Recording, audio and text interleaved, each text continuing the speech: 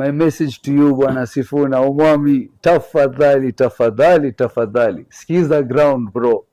Hii kitu najua ni farasi mbili, lakini wewe ndio stallion bro. Usipokimbia na hiyo farasi nyingine, uachie mtu mwingine ashike usukani, hii tumepoteza bro.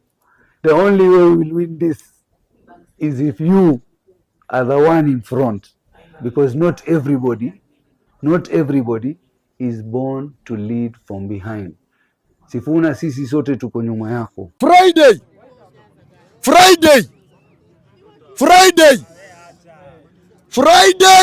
pale Western kimeumana Friday Western.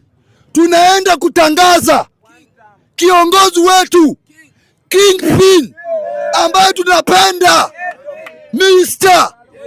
Edwin Watenya Sifuna.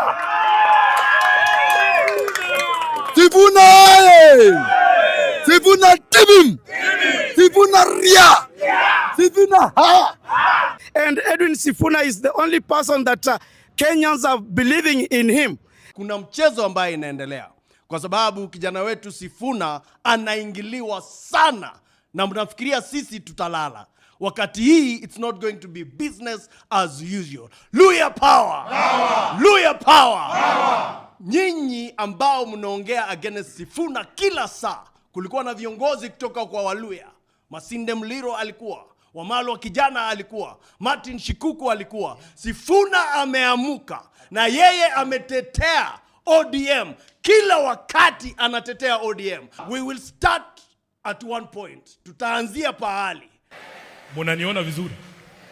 Huko juu mnaniona vizuri? Mimi ndio Sifuna.